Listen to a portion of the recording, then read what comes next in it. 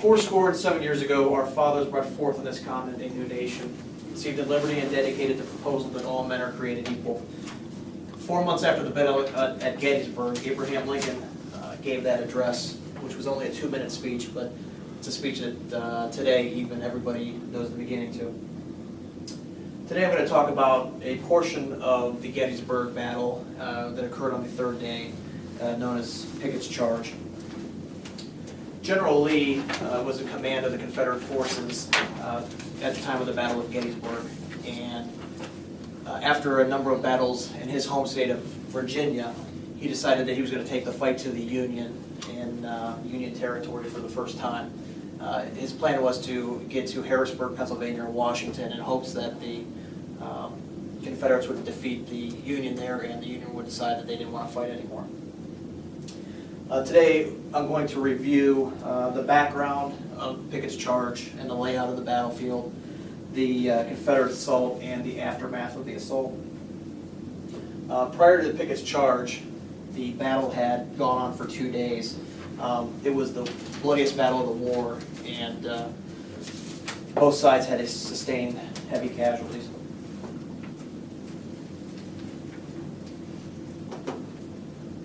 Again, two main generals were Robert E. Lee for the Confederacy and George Meade for the Union. George Meade had only been appointed 3 days before the Battle of Gettysburg.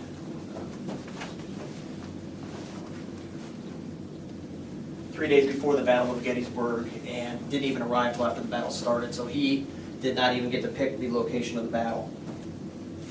The Union had 95,000 troops when the battle began on July 1st.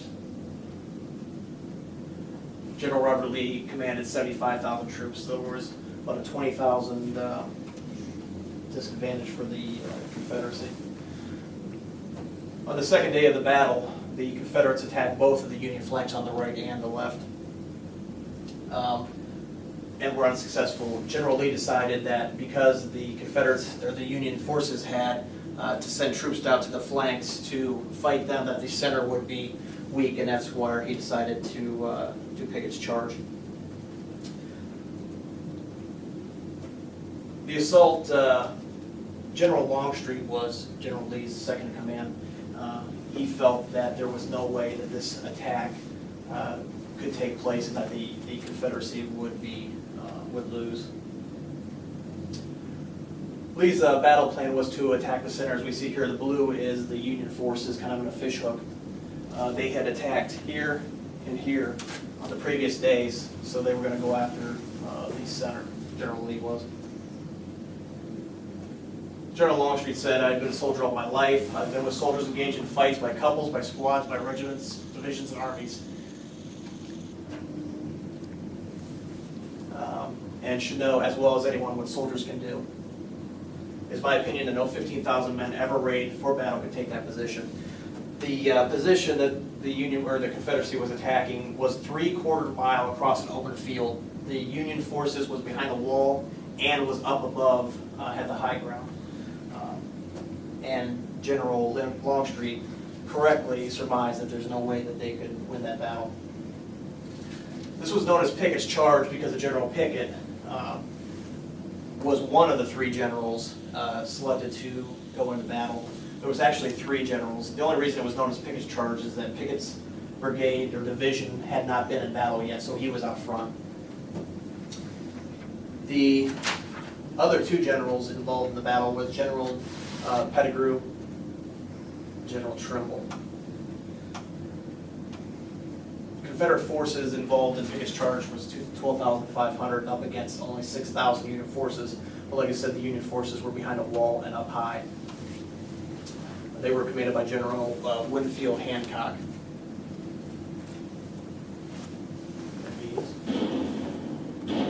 The battle began by the Confederates using 150 to 170 cannons to fire at the center of the Union line for 2 hours. At the 2-hour mark, the general in charge of the cannons, Alexander, told General Lee that they had to start the battle. They were running out of ammo. One thing that the Union Army did that was unknown to the Confederates, because when these cannons go off, it literally covered the whole battlefield with smoke. The Confederates did not know they were actually overshooting the Union lines and weren't hitting anything for 2 hours. The Union forces, realizing what the Confederates were doing, started to conserve their ammo and actually stopped firing after a short time to conserve their ammo. So when the Confederate attack started, the Unions at that point began to use their cannons. They were, you can come on in, overshooting the ridge. At 2 o'clock, the Pickett's charge began. The charge, again, was over 3/4 of a mile with the 12,000 soldiers. The farthest that anybody made was General Armistead made it to the wall.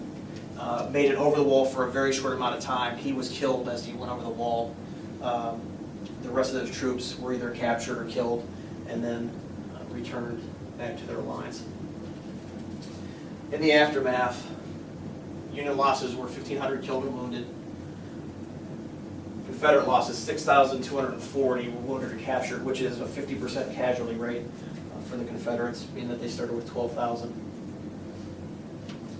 The Battle of Gettysburg was considered the high watermark for the Confederacy, because from then on everything went downhill. They started losing all the different battles. Before this, they had pretty much won everything. They had failed to invade the North, as this was the first invasion of the North, and the loss was very demoralizing to the Confederacy, as they did not have as many soldiers as the Union did. So every battle they became involved in and lost people was very hard on the Confederacy.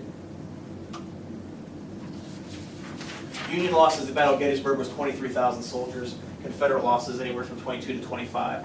So most likely, in 3 days, over 50,000 soldiers died.